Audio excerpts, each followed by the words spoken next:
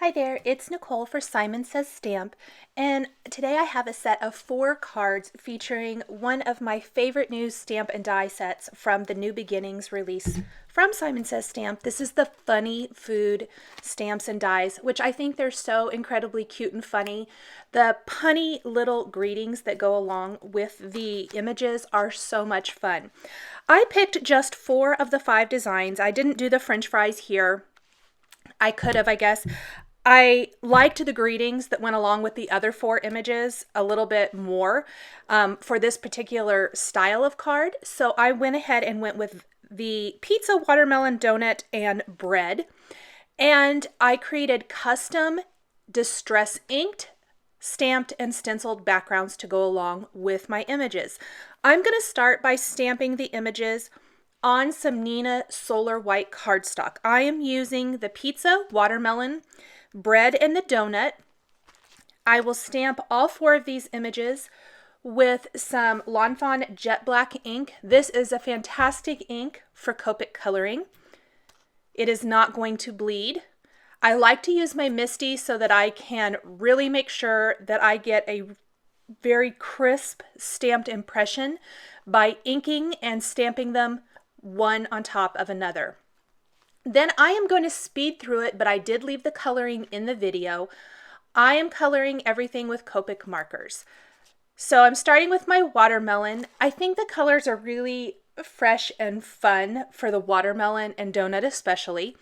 That's kind of where I started with this and then worked my way out. And I wasn't so sure I would like the neutral colors of the pizza and the bread as much, and I ended up really loving them. It all depends on what you do for the background to really help boost and highlight these cute images. I wanted the area at the top of my watermelon to be a little bit lighter. I played around with several different markers trying to get the right color combination here. Get it blended seamlessly. Ended up with, I think this is RV42, which it looks like I maybe forgot to list across the bottom of the screen. And that really helped blend those reds into that lighter pink up near the top. I especially love that these images have these darling little faces. It really goes with several other stamp sets Simon Says Stamp has with these cute little faces. It makes them very fun, very whimsical, and so cute. I absolutely love them. Once I have that colored in, I am going to color in the seeds with not a black marker, but a dark brown, E79. And I really worked on that red to make sure I got a nice transition of color. And then I went in with a red and even inked up the cheeks. Now I forgot to turn my video camera on for the inking portion of this panel. This is a rectangle die cut with a stitched rectangle die from Simon Says Stamp and inked with Mowed Lawn and Twisted Citron Distress inks. I'll show you the ink blending on one of the other panels in a little bit, since I forgot to here. Then I'm taking the large Falling Hearts stencil and inking my darker of the 2 colors, in this case it's the Mowed Lawn Distress ink, through that.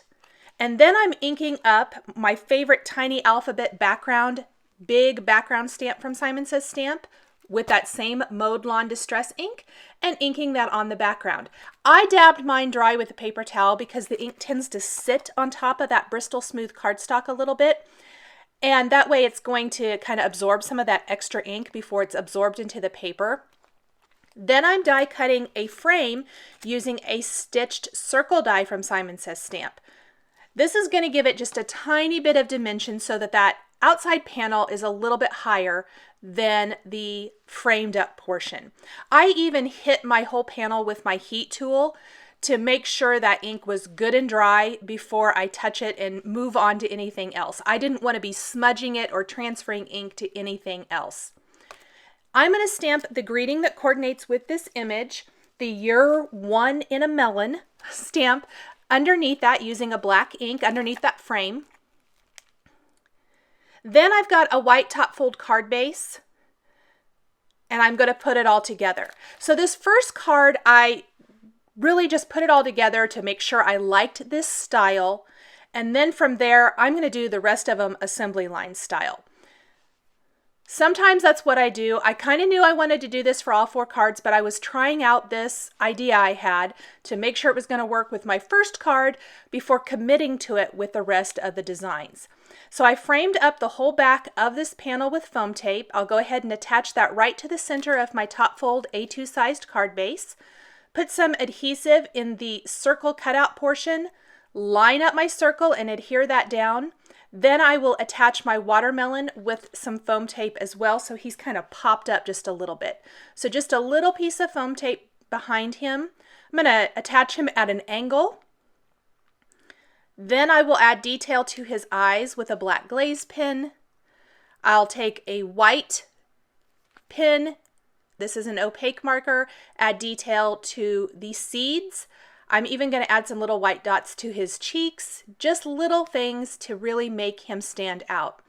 I think that I need some little hearts and some little pops of color. So from my same paper I used to stamp and color the images, I die cut a bunch of hearts using the mini hearts die.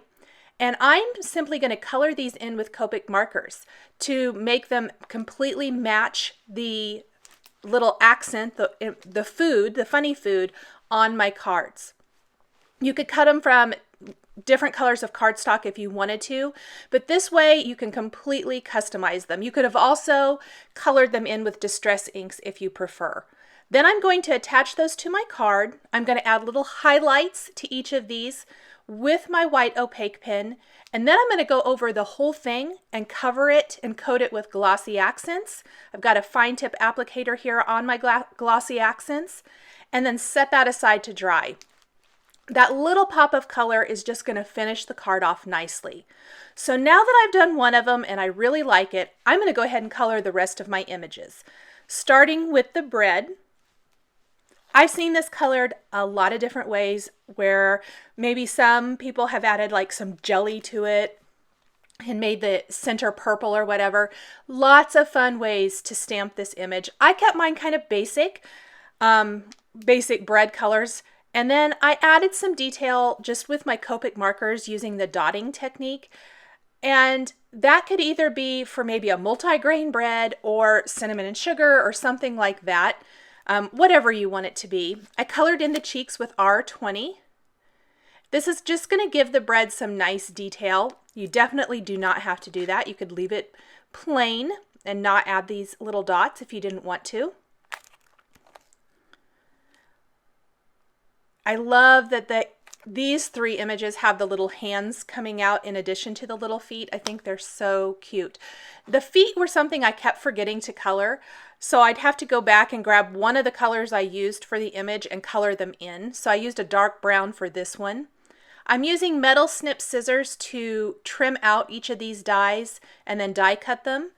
The pizza is going to feature some of those same colors I used for the bread, for the crust area. And then I'm going to move on to some other colors for the pepperonis and the cheesy portion. I had to play around with my markers a little bit to see what worked best. The pepperonis are going to be E08 and E19.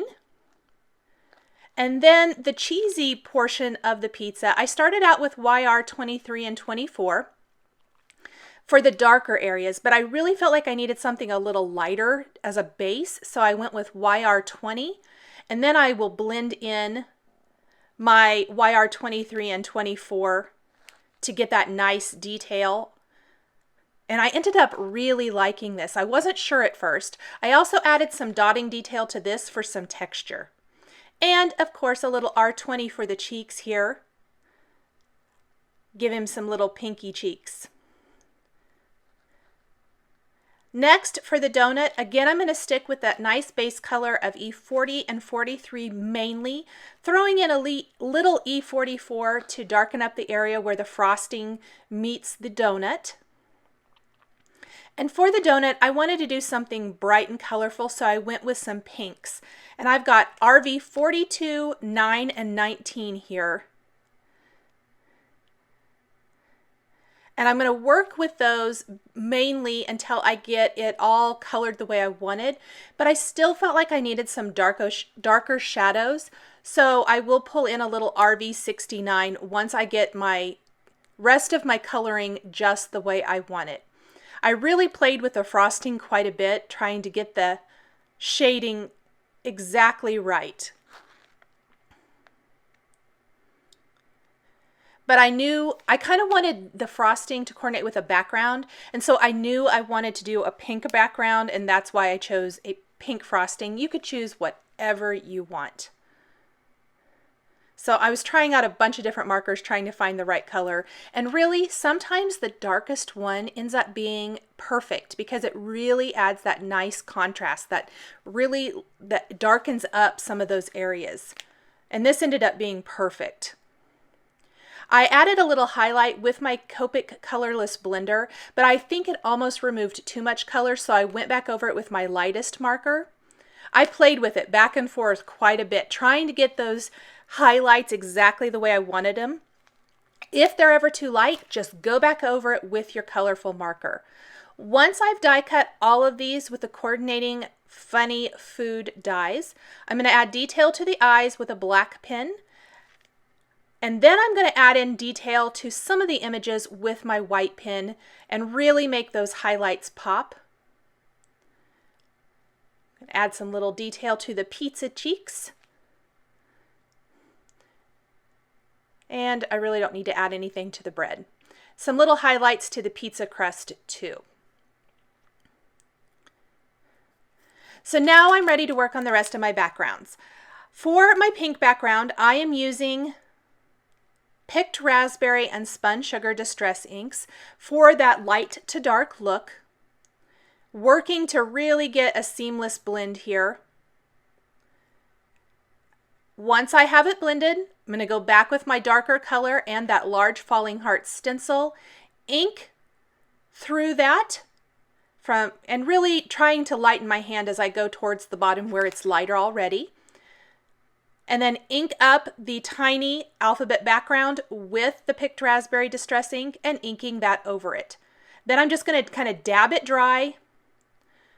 The other two color combinations are Abandoned Coral and dried marigold, and then dried marigold and squeezed lemonade.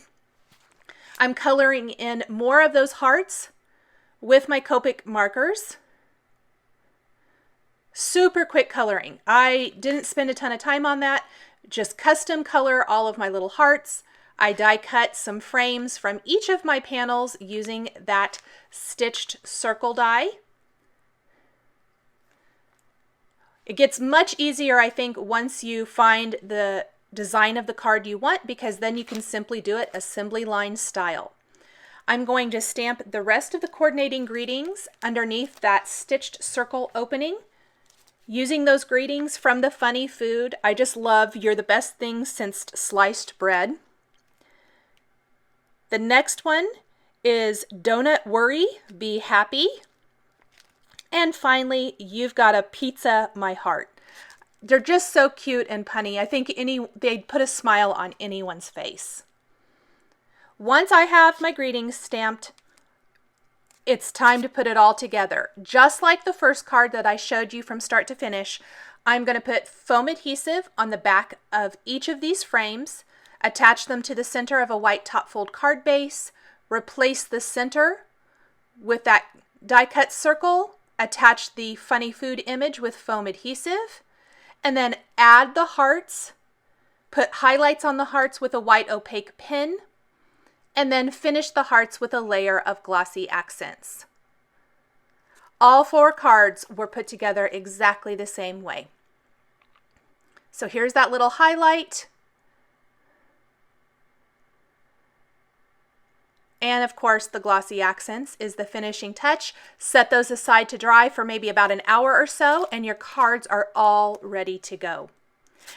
Thanks for joining me today for this set of 4 cards featuring the Simon Says Stamp funny food stamps and coordinating dies, as well as other exclusive Simon Says Stamp stamps and dies.